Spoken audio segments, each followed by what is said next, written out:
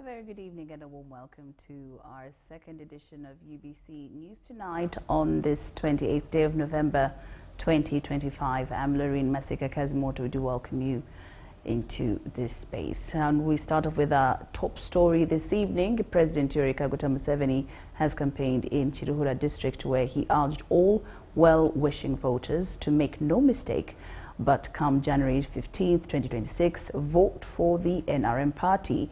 Kiruhura district is President Museveni's backyard. Robert Onyango reports.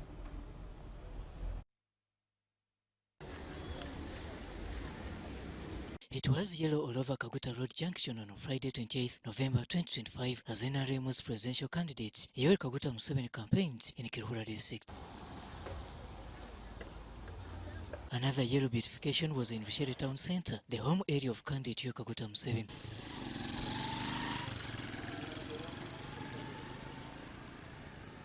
The day's campaign venue was at Nyakasharura Playgrounds.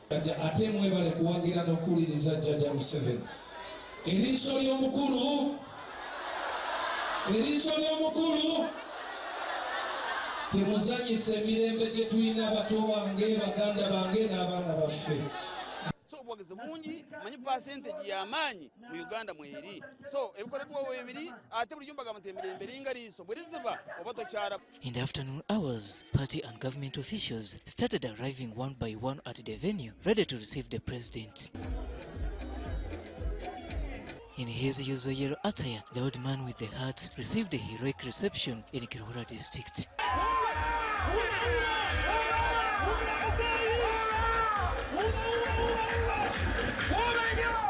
Kiruhura is the home district of the President of Uganda and now the NRM presidential flag bearer, Yoweri Kaguta Museveni. Twashwaringa Your Excellency, nguya tukeza 98 hata ntushabe ikintu kimwe mukatagira wateganisibwa no kufa tukwereze 100%. Thank you for voting me high. Kandi nkusima chairman wange Kamisi webale muno. And the people of Kiruhura, we want to thank you so much for bringing up a son that has brought Uganda from nowhere to somewhere. Your son has brought Uganda from despair to hope. Your son has brought Uganda from instability to stability in this country. Having kicked off Ankole's sub-region campaign trail on Thursday morning from his single district, the Kiruhura rally makes it the fourth address of the president in this area. Nejaha nabembeza abandi kubanjurira enteekateeka ya NRM y'emyaka 2026 kusa 2031.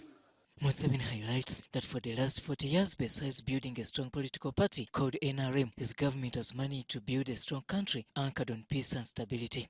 Ukongera kukora ekibiina ky'obutegetsi ky'okugaita abantu tubaze kugira amahe ga Uganda ag'abantu bona gatare mahe g'ihanga amahe g'abanubi amahe g'ebi byakare hati n'amahe ga Uganda na polisi ya Uganda na prisons ya Uganda na Judicial oburamuzi bwa Uganda civil service ya Uganda ate byona birgamu busingi. In the infrastructure sector, President Museveni has also pledged to tarmac more roads in Kiruhura district. Byanamera Kiruhura aroji mwagamba yarishere kinoni Nyabitanga entutsi iyo ntutsi batangiye kugikora kuriya mbone abantu mwe n'icyo bashabira nti mbone NRM ibyabikoze mbyerebera haro bike byetaka kozire nabo cyo muhagire NRM tugumizemo tunyweze byakozirwe kandi twongereho ibindi bitakakozirwe. Regarding the economy, President Museveni has reiterated the need for all Ugandans to embrace wealth creation. Numuna muri ebyentunguka konko bugaiga bwamaka entunguka ne atwene konko bugaiga n'obwa wonko muntu n'obwa family n'obwa company na government na ine kugira ubugaiga yawe ine parastato. Giving an example of his family, Museveni says it is unwise for the country of more than 45 million population to bank on government jobs. Abana banje ukuyo muhozu wenka urukunda mahe nuwari yumbi ya government bita bana banjye tene uri mu government bona bari mu kwekoze ibyabo na muri mushwanje patience ari yahe gonka no muburuzi wengiri na burengiri gonka no murisa no muhingi nabandi abana nuko bari umugurusi w'ecyo kofira oye. Robert Nyango, UBC News.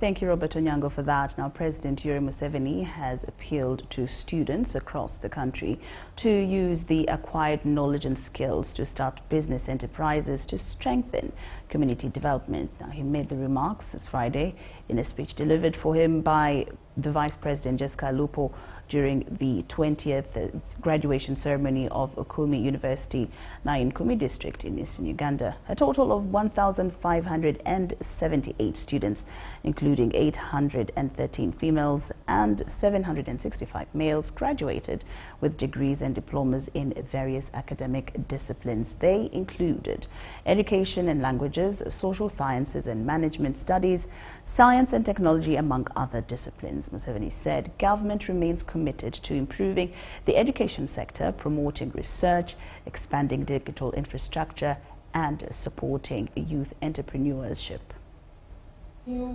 Greetings from His Excellency General Yoweri Kaguta Museveni, President of the Republic of Uganda, and Mama Janet Kataha Museveni, First Lady and the Minister of Education and Sports.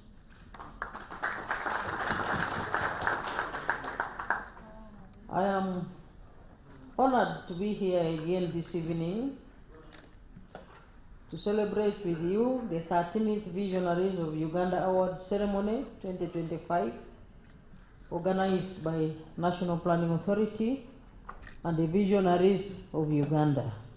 Visionaries Awards was launched by our Chief Visionary Leader, His Excellency General Yoweri Kaguta Museveni, the President of the Republic of Uganda, in April 2013, and such has become part of our national calendar.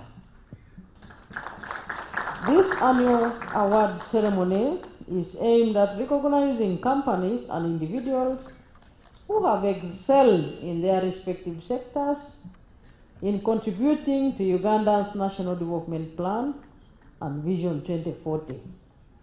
The Uganda economy has shown continuous improvement.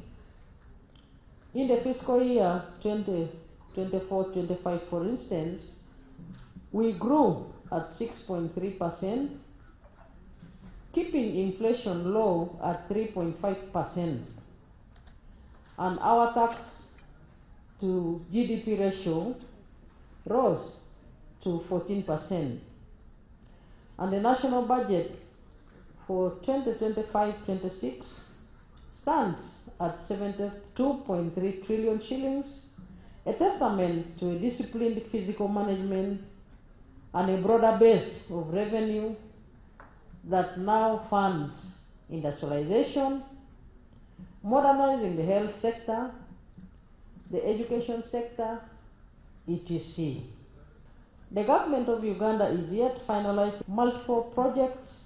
Those include Busega-Mpigi Expressway and many other infrastructure projects on road, ICT across the country. The standard gauge railway project is progressing very well. The oil and gas, steel factory in Tororo, and many other huge projects in education, health, and income generation at household levels. These achievements are no isolated statistics.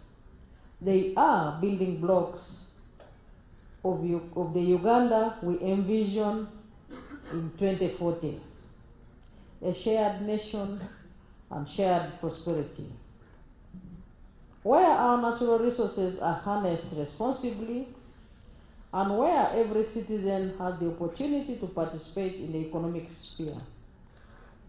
All of these achievements are the work from all of you visionaries working together with the NRM government, and I urge you to protect these gains.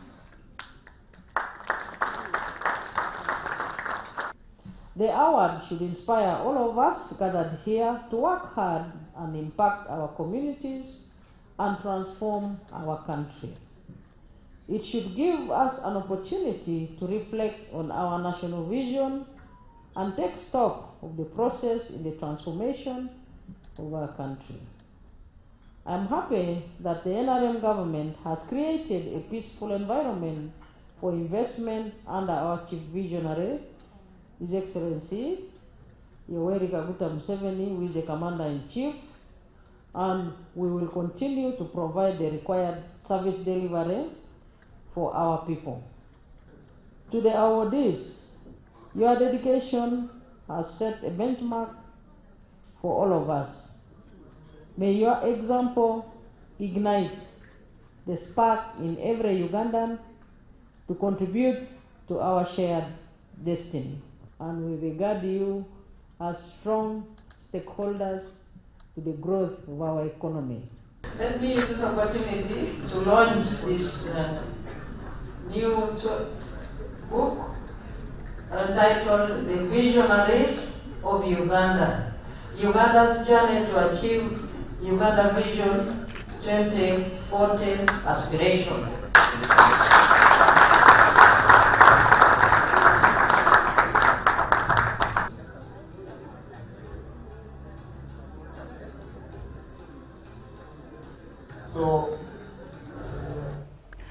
As part of the judiciary's strategy to accelerate justice delivery, judicial officers and legal practitioners have been trained on how to handle evidence in death-related matters. In a training accelerated by members of the Police Forensic Department and the Judicial Training Institute, Uganda's principal judge, Jane Francis Abodo, called upon the Judicial Training Institute to be the landmark of professionalism for the judiciary. You know, it's predictable at the end of it all. You just know that the judicial officer was focused. But you read some judgments and you see that the judicial officer was moving right, moving left, then backwards a bit, then forward, then towards the end, even the person who wins says, is the judgment in my favor? So it is, judgment writing is that clarity in your mind. Deliver every ruling with clear reasons so that even the losing party leaves court understanding why the conclusion came to that.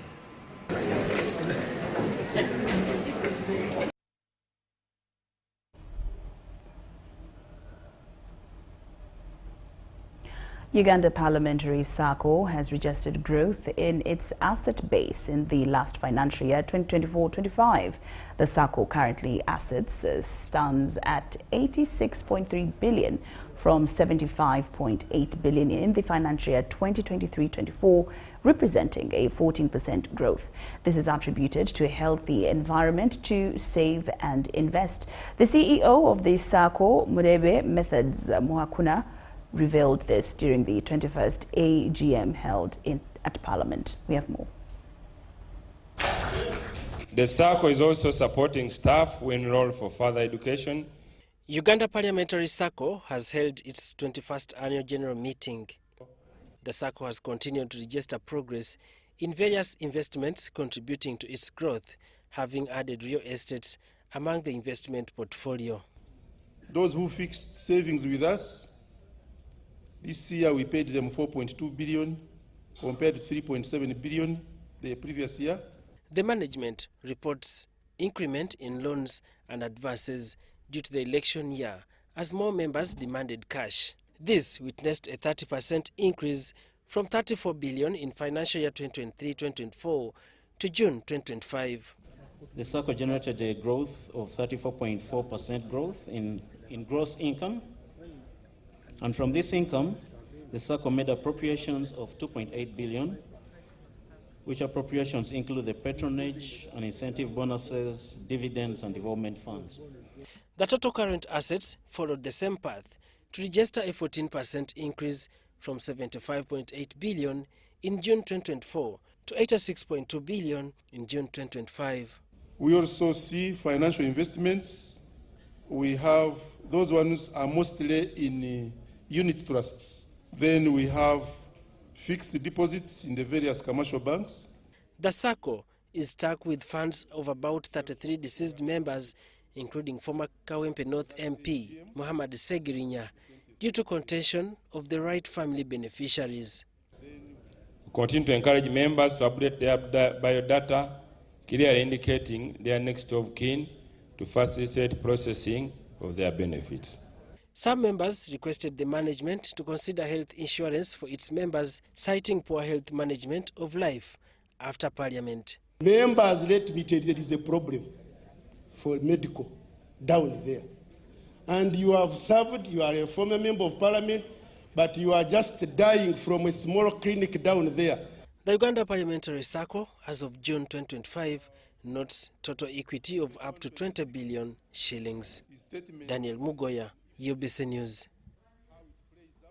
Reserve Fund development.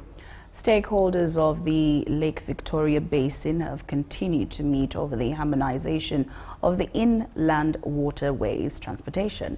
The meeting aims at the development of harmonized policies and regulations that will improve the inland water transportation, bringing together experts and stakeholders from various sectors. The United Nations Economic Commission for Africa is hosting stakeholders of the Lake Victoria Basin in Kampala to exchange ideas on the development of harmonized policies and regulations that will improve the inland water transportation. On the inland waterways, you have witnessed the discussion today. There has been intensive engagement of member states, first of all, to appreciate that we can never operate in silos, that our success in economic, especially economic success, is actually based on interweaving collaboration. And so what we are discussing today is harmonization of policies.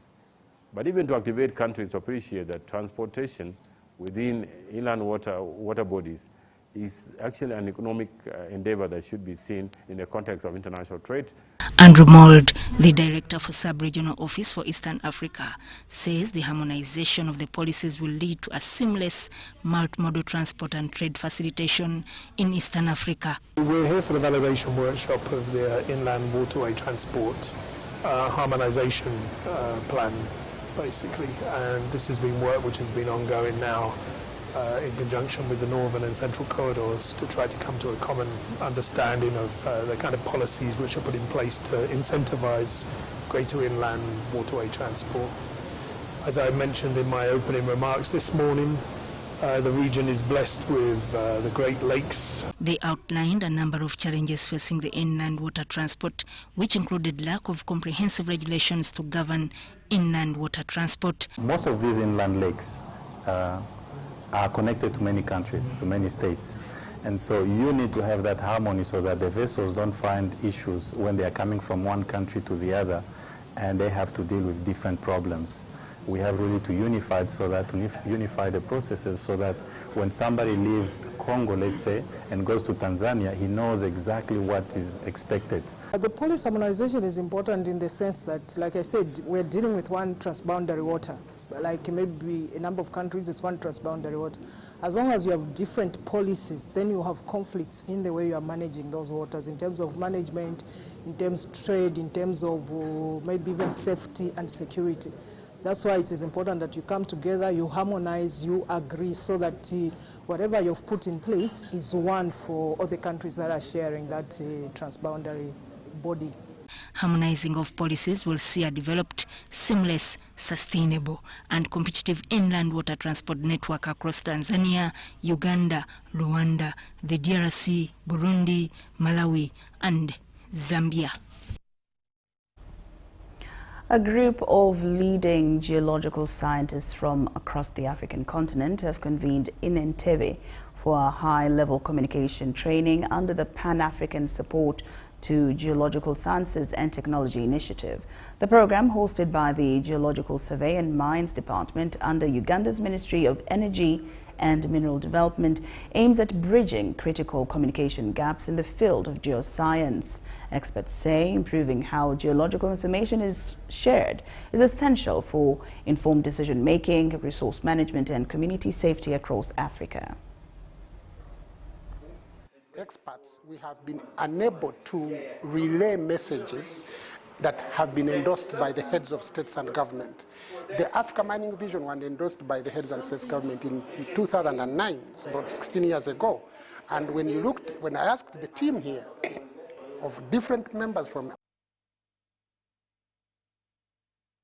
African countries, about 10 countries were represented here. None of these young geoscientists knew about Africa Mining Vision.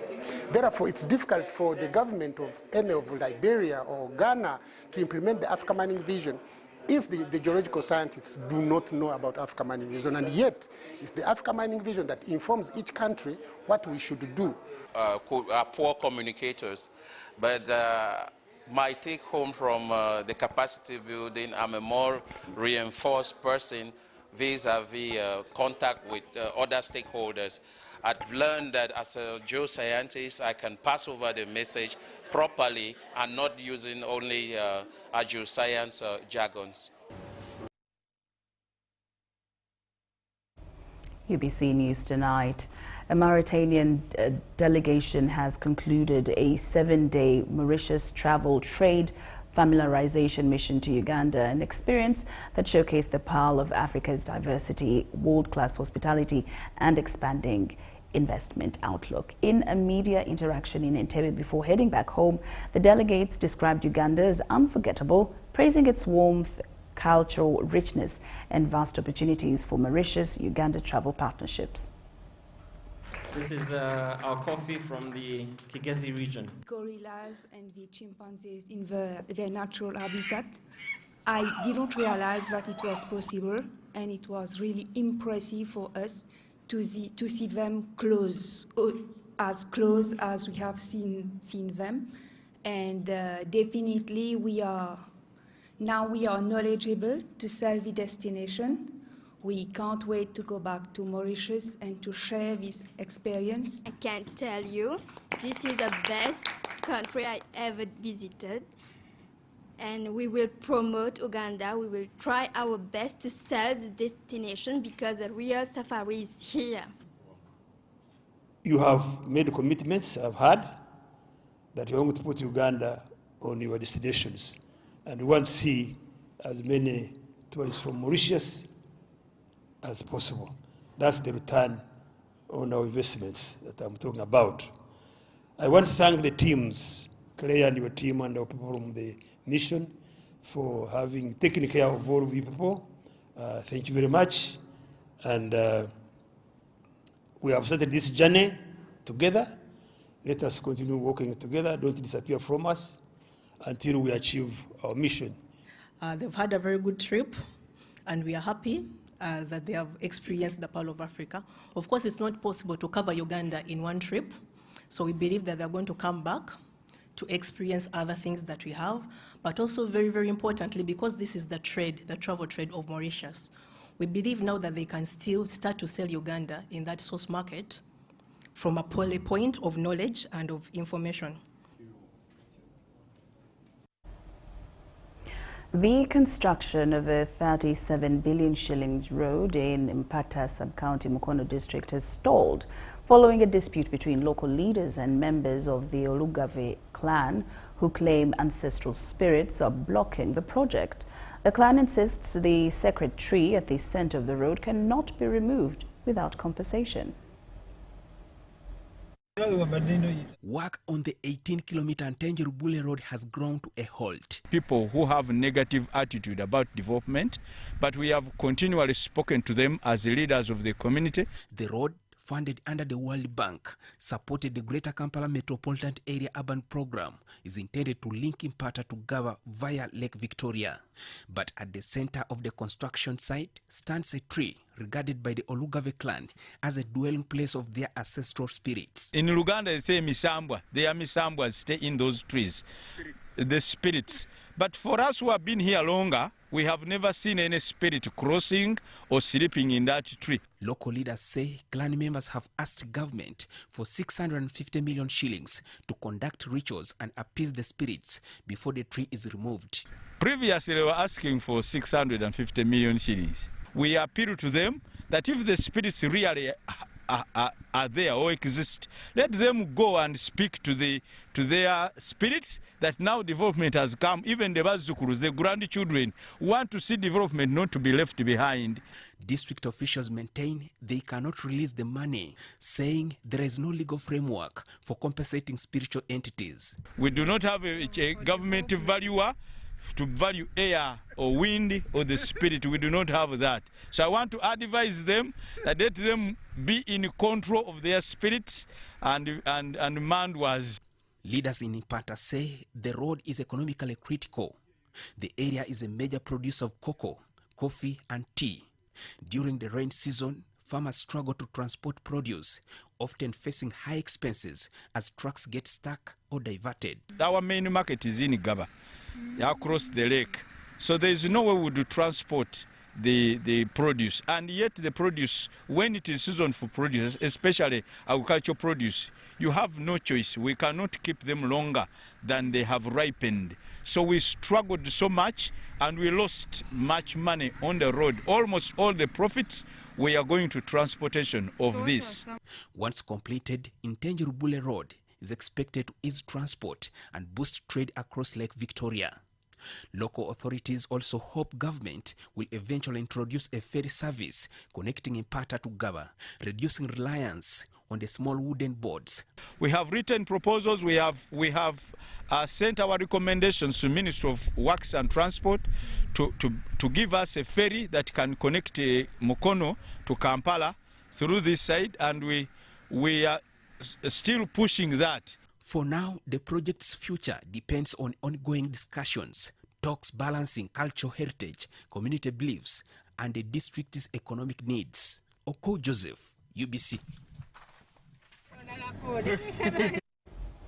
The UPDF's 3rd Division has conducted a 30-kilometer route march through Moroto district in an exercise codenamed Tuko Tayari, her Kiswahili word meaning we are combat ready. The route march was led by Deputy 3rd Division Commander Colonel Alan Changungu and other senior officers from the 3rd Division headquarters in Moroto. At exactly 7 a.m., senior and junior officers from UPDF's 3rd Division headquarters in Moroto District 403 and Usalama Brigade started their 30-kilometer route march through Moroto Kitale Road, Loptuk, and Kodonyo areas.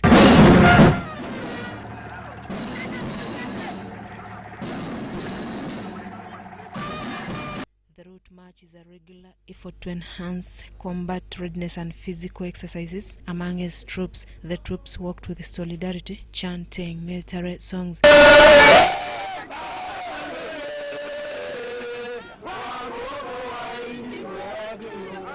The force completed.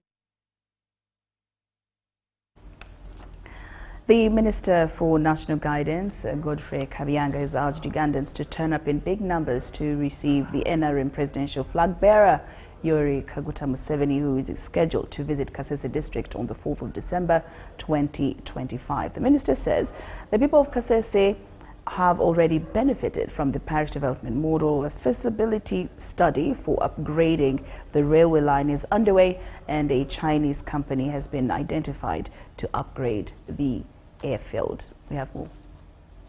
I would like to inform all Ugandans and the general public that President Yoweri Museveni, our NRM candidate, will be in Kasese on 4th of December, that's Thursday, in the morning.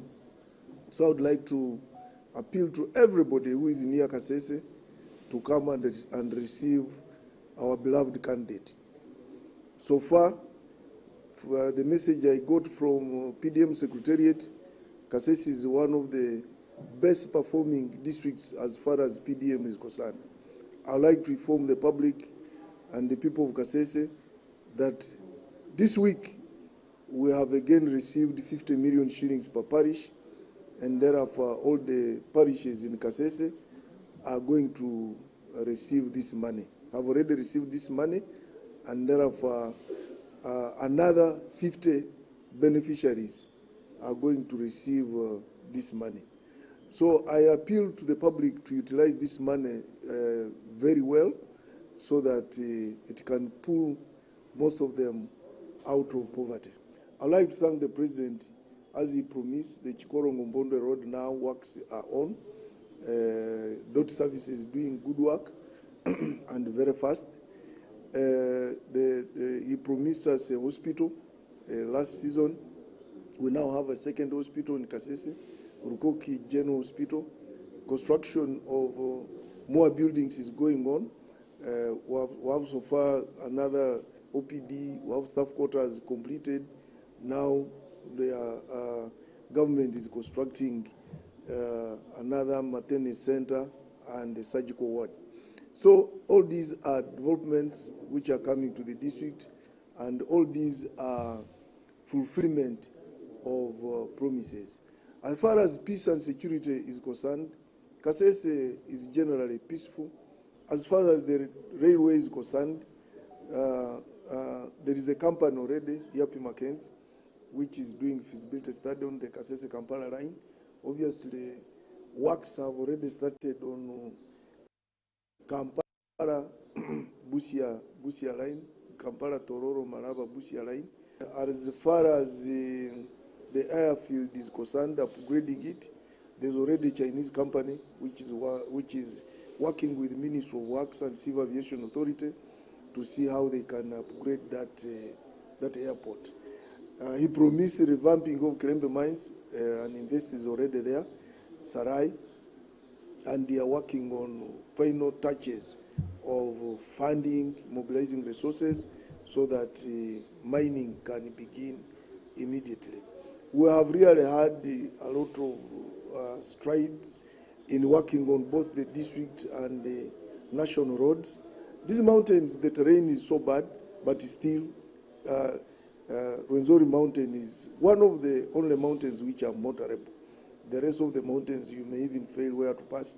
But here, the works are ongoing, and repairs, maintenance are always on time. So, really, there is a lot which has taken place in Kasese, and therefore, we are right to celebrate and protect the gains.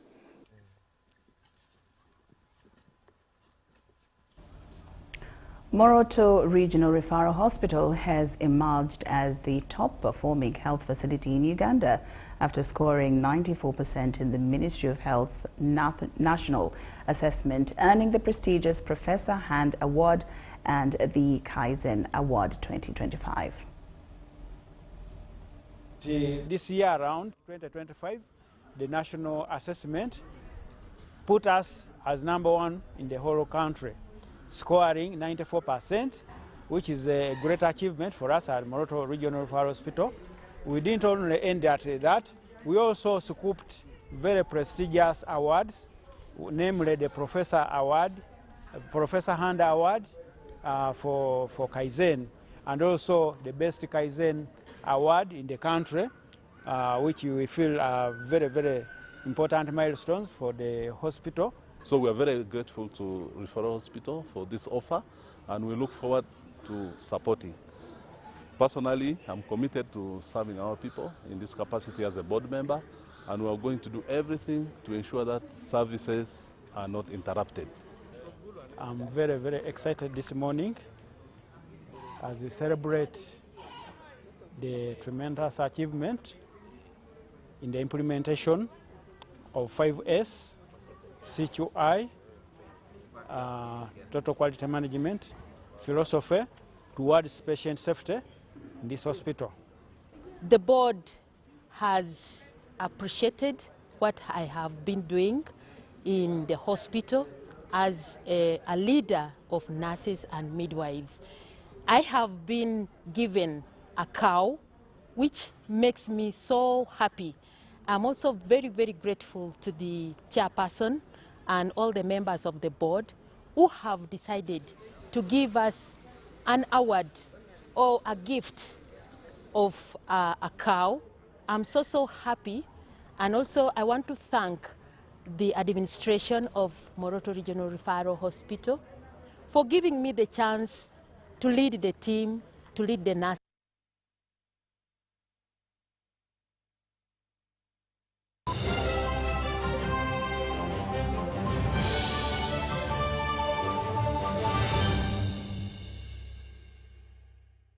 Ugandans, the unstoppable internet deal of deals is here with MTN WakaNet Fiber. Connect your home with our starter pack of 100 Mbps at only 99k. And if you want more speed for less, we've got you. Get the 200 Mbps at only 129k. And the fastest one yet? Enjoy up to 500 Mbps at only 250k. To sign up, use the My MTN app or dial *100 *23#. Offer is valid till the 30th of November for both new and existing subscribers. Together, our connection is unstoppable. This is our home, our land, our Uganda. From the rolling hills to the busy streets, from the farmers in the fields to the students in classrooms, we are one people. Elections are a time to choose our leaders, not to fight our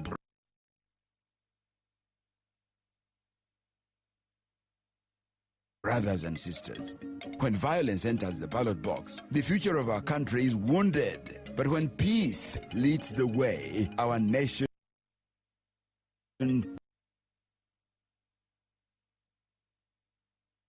grows stronger. On election day, choose unity over diversion, respect over hatred, and dialogue over distraction. Love your country, protect your fellow citizens, stand for peace, and say no to electoral violence. This message is brought to you by the Global Election Observation Mission, GEOM, in partnership with the Uganda Electoral Commission. Informed citizens, strong nation. Kabogozi, where are you coming from? From NSSF. NSSF? You traveled all the way from Namagundi to get NSSF services. Lekanawe. NSSF is now everywhere. Come on, I show you. You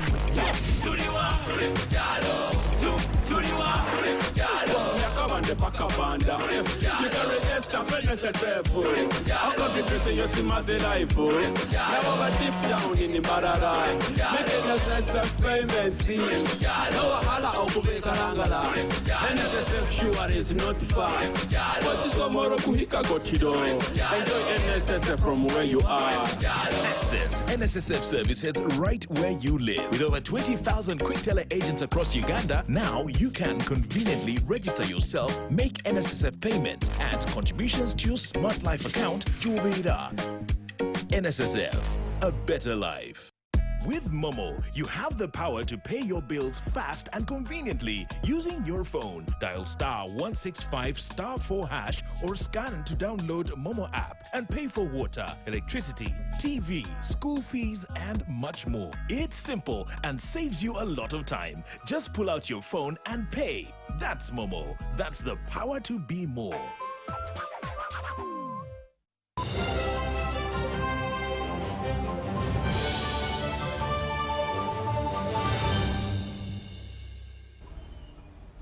Welcome back from that break. Makerere University Business School is revamping its teaching model to give students a real-world experience by occasionally bringing in practitioners as part of the teaching and research process to ensure graduates are both theoretically sound and practically relevant. Professor Muhwezi was addressing stakeholders in the Green Energy Transition Project for Women and Youth.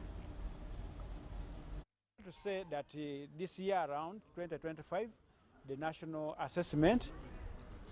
The principal, Makerere University Business School, Professor Moses Muhwezi, has urged institutions of higher learning to transition to a competence-based education system, just like it is with primary and secondary schools, emphasizing that universities must adapt accordingly by 2027 to 2028.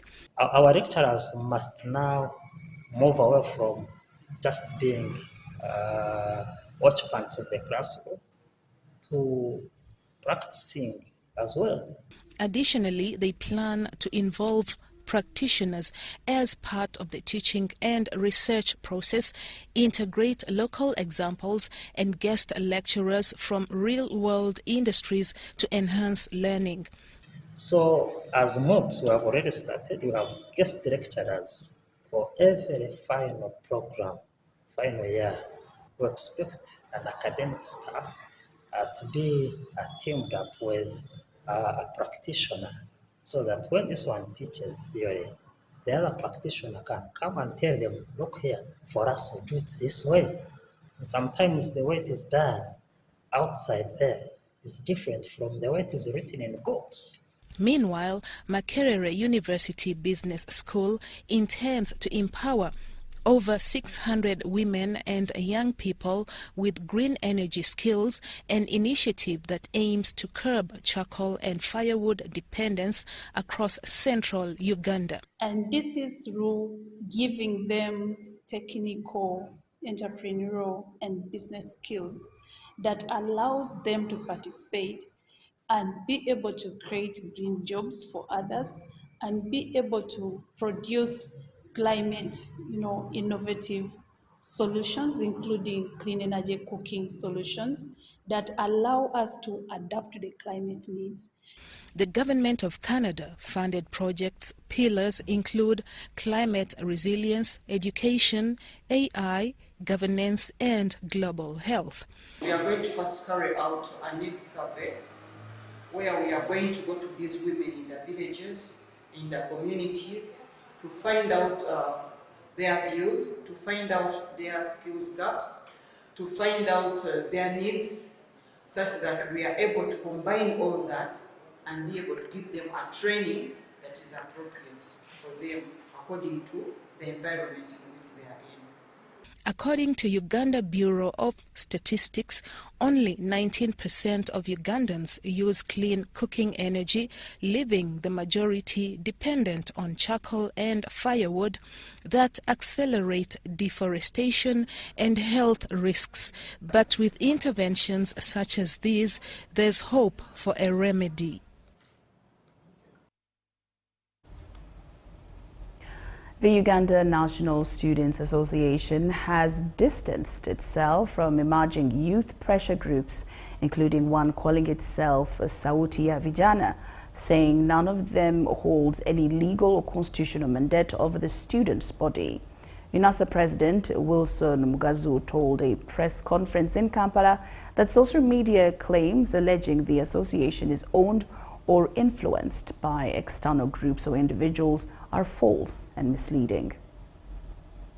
Uganda National Students Association President Wilson Mugazu has reaffirmed that all students in registered secondary schools, tertiary institutions and universities automatically qualify as members of UNSA, whose mandate is to represent and advocate for their academic and welfare interests.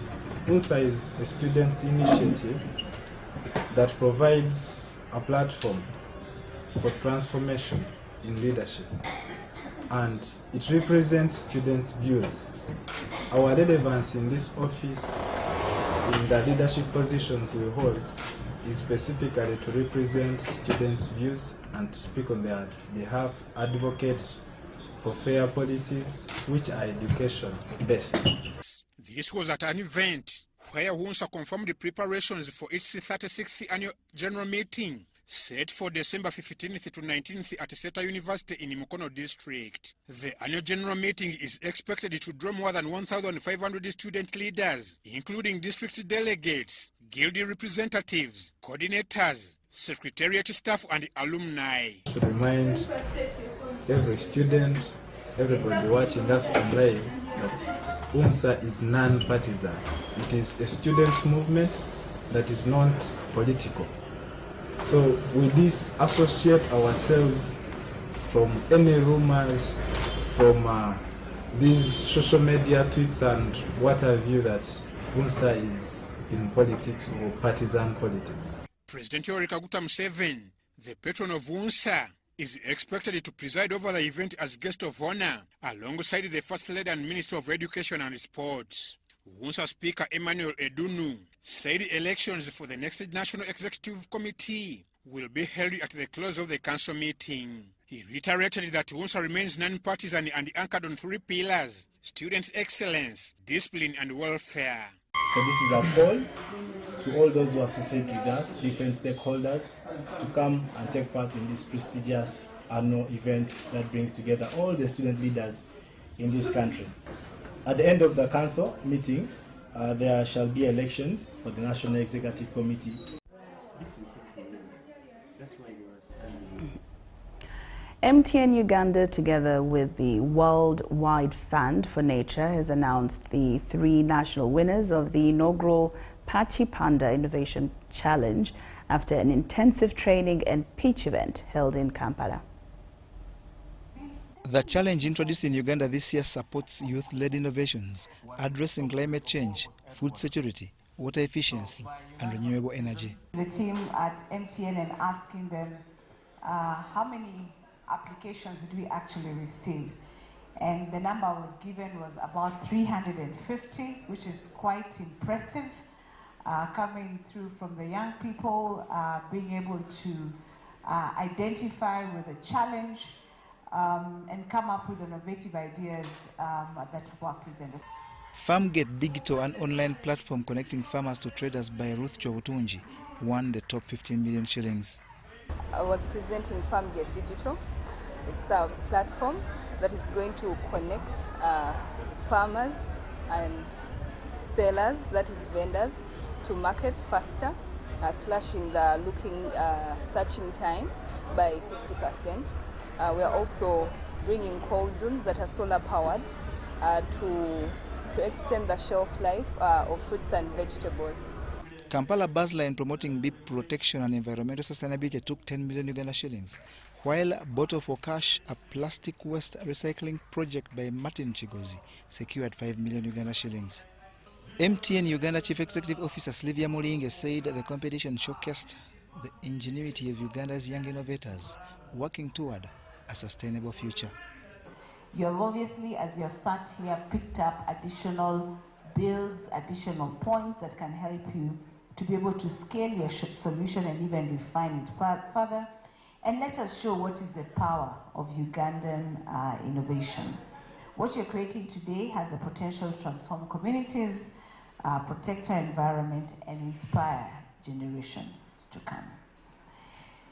This Pachi Panda Challenge is more than just about the prizes we're giving. It's also about mentorship, collaboration, and impact, and about nurturing innovators who are tackling the challenges that we have in our communities around food, energy, and water, and shaping our communities. On top of the cash prizes, winners will receive incubation support and mentorship, and will represent Uganda at the Africa Pachi Panda Finals in South Africa next year. Educationists have applauded the Ugandan government for its continued open-door policy towards refugees, saying it has enabled thousands of displaced children to access education and rebuild hope for the future. This was during the Cultural Day celebrations at Bunga Hill Nursery and Primary School in Kampala, held under the theme Embracing the Difference in Cultures. Uganda remains one of the leading refugee hosting nations in Africa and the world, with the education stakeholders urging continued support for multicultural learning spaces to promote coexistence and mutual understanding.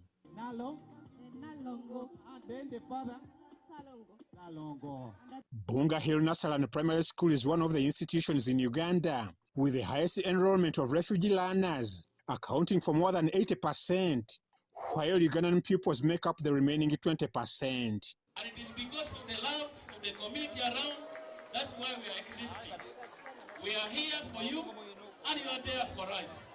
While officiating the event, Lauryn Stewart, one of the education stakeholders, said the school's ability to thrive with such a diverse population is rooted in three key pillars: preventing conflict, promoting cultural diversity, and fostering peace among African communities. Most of the indigenous people here have vacated their houses to get some dime from these refugees.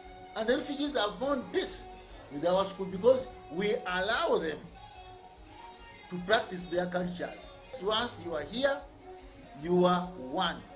First of all, you are a pupil, and we expect you to go by the standards that have been set by the school management. Here, there is no discrimination. The learners, who come from countries like Eritrea, Sudan, South Sudan, Somalia, the Democratic Republic of Congo, Nigeria and Uganda, have showcased their cultures through dances, attire and languages, demonstrating harmony despite their different backgrounds. Educationists believe that music, dance and drama is central in promoting unity, healing and talent development among children, many of whom come from war-affected regions. If you are to create unity and understanding of one another, then such functions must take place and prepare the young minds what they are expected to find out there in the world. He compared Uganda's education standards with those in conflict-torn countries, and he praised Uganda's peace and stability. We have had stability and peace for 40 years, which does not exist in the old countries. In the countries where you have war constantly, you cannot have better education. For somebody to sit down in class, develop a curriculum, and have children sit and listen or be taught is very, very different. I mean, yes, in a war situation, it's not possible. But in our environment,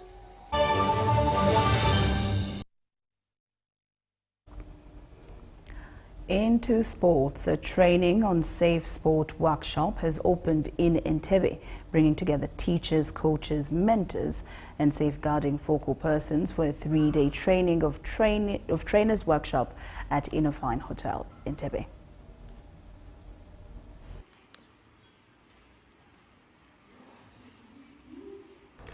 The Girls in Rugby Learning Through Sports Training of Trainers Workshop is organized by Swans Sports Club in partnership with Uganda Olympic Committee and the Uganda Rugby Union and supported by the Olympic Solidarity. Day 1 concentrated on safeguarding child protection and the prevention of gender-based violence. Lead facilitator Patricia Ayebare guided participants through key principles of safeguarding, roles and responsibilities within sports spaces, and how to distinguish safe from unsafe behavior. Safeguarding is a main concern today because there are different abuses and harm that have been happening, but because of the nature and our culture, especially here in our country, most of the things have not been talked about. Players and athletes have been molested, coaches have been molested or abused or neglected, and no one is there to tell them what is wrong or what is right. She also detailed the proper reporting channels for suspected violations. Ayebare emphasized that safeguarding goes beyond rules and policies, saying every individual in sport has a duty to create and maintain a safe environment. Educationists have learnt a lot, most especially on safeguarding.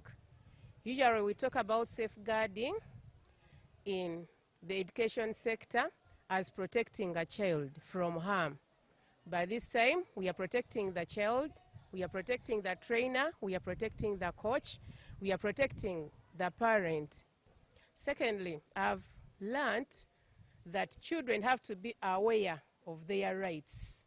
In African setting, we look at some things being normal. You can escort a player, you can escort a fellow person that you are working with, but in other places they may ask, why did we see you with so and so? How did you move up to go with so and so? So in safeguarding, it is a way of enlightening us to understand more and to get more knowledge on how the game of sport is supposed to be handled. There shouldn't be bullying, there shouldn't be teasing, there shouldn't be anything that can hurt the person you are teaching or the person receiving or the teacher. She urged participants to take action whenever they notice conduct that endangers the physical or emotional well-being of others. With a broader message of recognize, respond and report, the workshop will cover several topics including adolescent mental health and psychosocial support, life skills for adolescents and engaging boys as allies, and financial literacy. Day 1 also had Sisemo Sime lecture about school safeguarding systems and case management, while Justin Opio talked understanding and prevention of gender-based violence. Moving from the racetrack to the environment, national rally champion Musa Segabwe and his Segamu 14 racing team have concluded a unique and successful off-track campaign.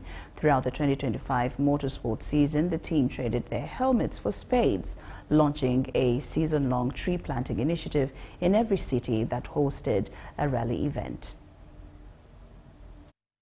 The Segam 14th racing team, led by 2024 National Rally champion Musa Segabwe, has wrapped up the 2025 Motorsport season with a major win for the environment.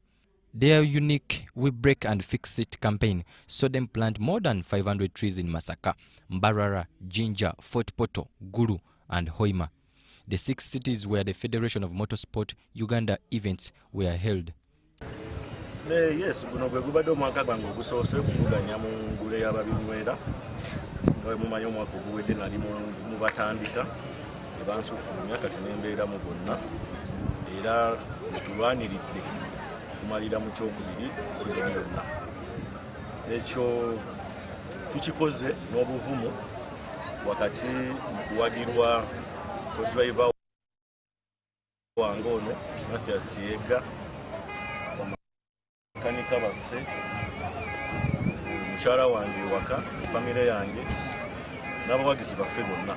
Coordination of the massive effort required strong community partnership. The team's chief mobilizer, Ronald Mutiaba Vuvya, noted the crucial role played by local authorities and environmental bodies. Tusobodde okuddiza obutonde emiti ebikumi 5 era nga cities zonna zifunyeemu okuddiza obutonde. Twebaza abawagizi ba team Segam 14 okubeera wamu ne ttiimu yennyini. The team's public relations officer, Sandra Nabasirye, emphasized the positive reception in all 6 cities and called for government agencies to join similar efforts to expand the environmental impact. An appeal to the Ministry of Water and Environment. Yes, you've seen what we've been doing. Probably if you've not been seeing, now we're here to tell you what we've been doing the entire season or the entire year to give back to the community. So is there a way we can collaborate, you as a ministry and also us as fans of Segam 14 Racing, to restore the environment? Because we don't do it in one area. We move to different districts, different places, different regions. So let's restore the environment as we are having fun, as we are enjoying. Segam 14 Racing says this is just the beginning. The success of this year's campaign has set the stage for long-term environmental involvement, ensuring that as they continue to race across the country, they are also committed to greening Uganda.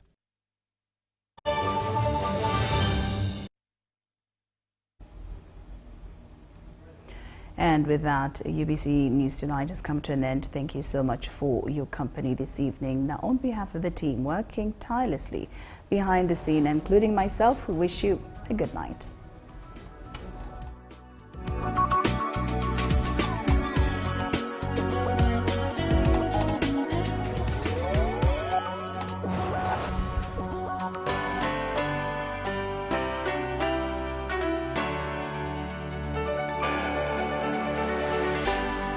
UBC, inspiring Uganda. Exercise can't be sustained. Eating can't be stopped. It's even harder to lose weight